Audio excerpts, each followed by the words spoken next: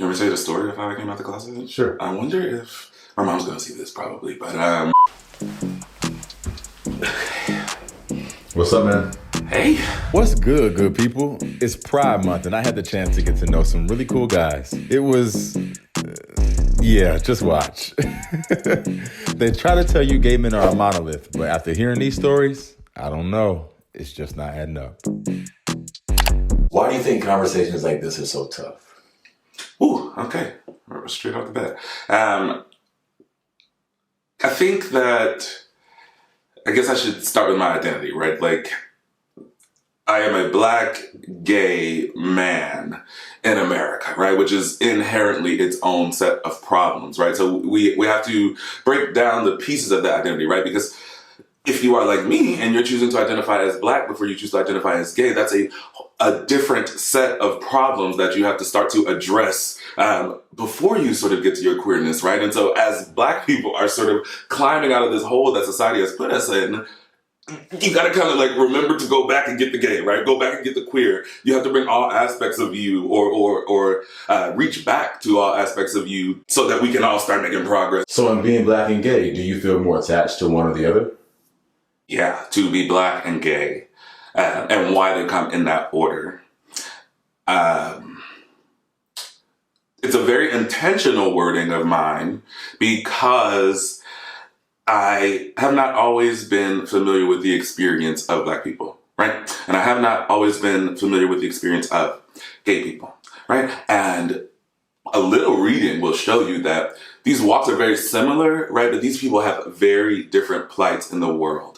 I don't, for 1 second, believe that a white gay male can navigate through the world with more success and possibility than I can, right? I have the odds stacked against me, right? That's why that's why I choose to put black before gay, right? Because I could be a gay black man, right? And that would be the way that I chose to view myself and have the world view me. What that looks like, I don't know. But if that was my identity, I imagine things would be a bit different. But I choose the plight of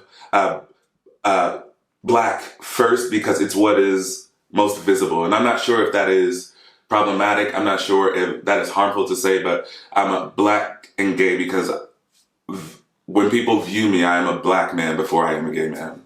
So there's a lot of conversation about coming out the closet, right? What does coming out the closet look like? Yeah. You want me to tell you the story of how I came out the closet? Sure. I wonder if my mom's gonna see this probably, but here is the story of how I came out the closet. I'm telling this story partly for entertainment and partly so like nobody else does this. So I went to boarding school from 4th through 12th grade, and it was really close to my house, right? And so once you get to high school, you get to what they call the town pass, right? You get to leave campus and like, you know, go be a teenager for a few hours until it gets dark outside. Well, this is also in the era of MySpace, and I am being a fast little 14-year-old and talking to like 18 and 19-year-old dudes trying to figure out like, what's this gay thing about, you know? Like that was the only sort of connection point I had to other queer people was the internet, right? Like, oh, there are other people like me. There are people who want to wear the things I want to wear or talk the way that I talk that everyone else is telling me is weird, right? So that was really interesting to me. Anyway, met this guy. I set it all up, right? Because I knew what time my mom went to work. I knew that she wasn't going to be home. So I got a town pass, left, told the boy like, hey, meet me at my house, you know, 4:30. Like, I don't know what we were going to do. I was 14. But get to my house. And I guess, you know how you can just smell that your mom has been in the room? You know, like the perfume sort of lingers, right? She had just been there. And I'm like, can I guess? Sure. That's weird. And I'm like, I know she should be at work right now. I can smell her. Anyway, walk the boy upstairs. And I hear my mom shut the door. So I'm like, oh, damn. I go downstairs. She's like, oh, this Louis Vuitton bag is out on the couch because clearly my mother did not buy me a Louis Vuitton bag. I'm like, oh, it's a friend's. You know, they let me borrow it from school. And she's just like, anyway, go upstairs, tell the boy like, hey, my mom is home. This is like completely against everything I planned. And we're going to have to wait for her to come upstairs or leave so that you can exit the building. Well, his father was calling his phone and expected him to get home in a certain amount of time. I go back downstairs to talk to my mom, try to distract her, whatever. Get back upstairs. This man is in the linen closet, like tying sheets together, Rapunzel style, you know, like, and we came up with the bright idea that he should go out the window, right? Like out of my third story bedroom window. Why not?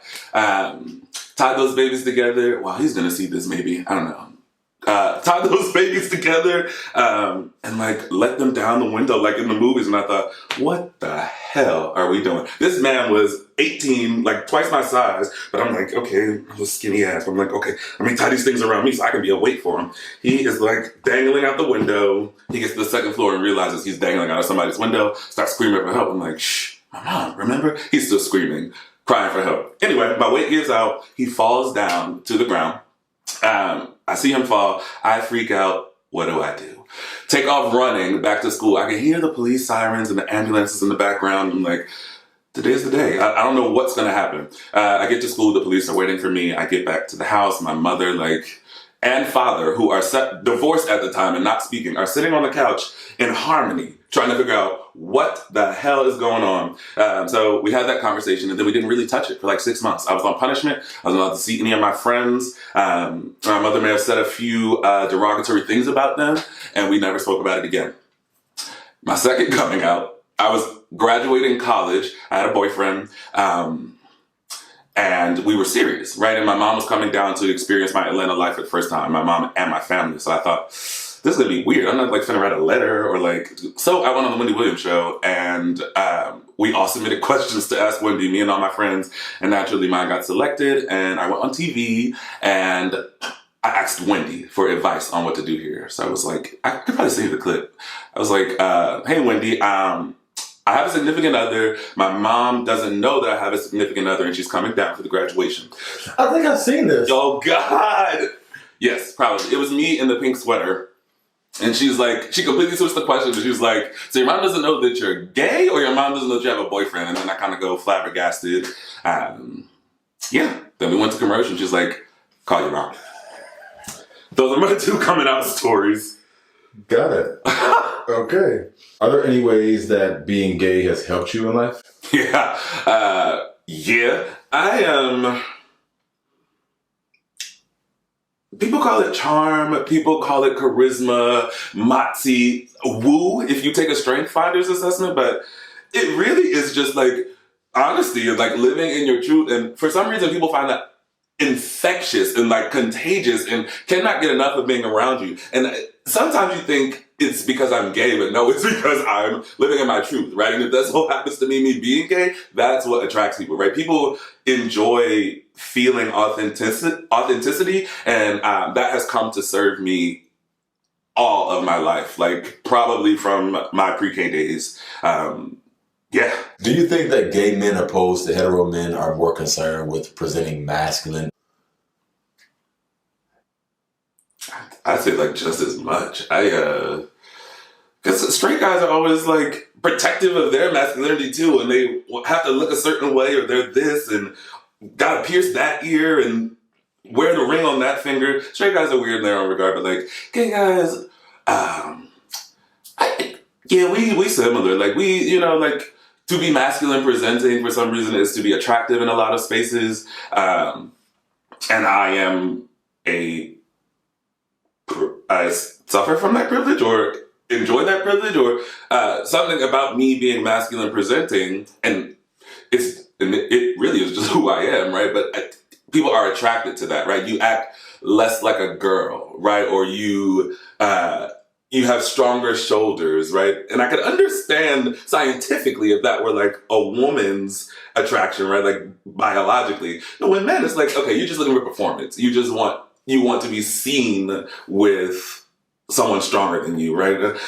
Gays are weird, but I think there's a place for it. There is, this isn't coming out of nowhere. And I wonder sometimes if we're trying to like mock the straight fantasy, right? In this, right? Like there needs to be one masculine person, one feminine person. Somebody's paying the bills and somebody's watching the kids, right? And we sort of adopt that rhetoric, but what else do we have, right? What other possible relationship models sort of exist in the world? It's like WandaVision and with Wanda and her husband. That's Lucy and whatever that guy's name is. I'm trying to laugh. In communicating who you are to people, have you experienced any rejection? Yeah, sort of the higher I climb, like professionally, there is less there seems to be less tolerance for who I am. I can sort of start as an educator, right? That's one side of the system, right? Where it's very Black, very Southern. Being a teacher in Atlanta, and everyone loved me initially, right? I'm like the young bouncy teacher running through the school. Kids loved me, and then one day I said the B word, right? Boyfriend, and suddenly like people start backing up. People start side eyeing me and those kinds of things. I'm like, all right. Like I have friends before I came to teach in this building. I'm here for the children. That's fine. Anyway, fast forward in life, it's happening again in a majority white climate, right? Like I'm becoming more successful, right? I'm being exposed to new opportunities and new people. And along the way, you have conversations, right, that you think are normal. They talk about their wives, you talk about your boyfriend or the guy that you're dating. And you can almost see the look in their eyes, sort of like, they sort of turn their heads up a little bit, right? And they may never say anything to you again, but you would be damned if that's not stuck with you forever. So if you could go back, what would you tell teenage Malik?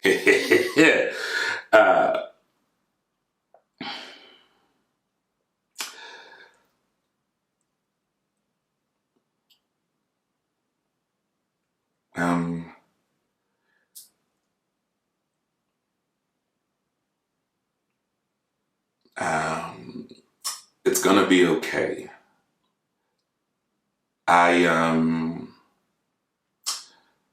My teenage life was like wrought with disaster, right? Like my brother was murdered when I was 17, like heading into my 18th year. I was a senior in high school. My brother was murdered, in like cold blood.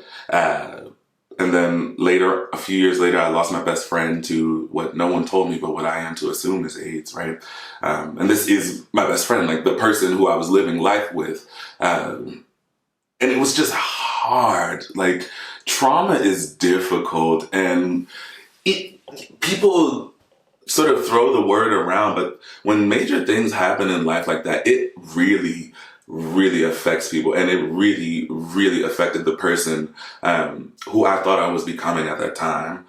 Losing my brother completely changed sort of the trajectory of my life. In losing him, I thought that I needed to find a way to honor him, right? Or I needed to do something big so that we could both live, right?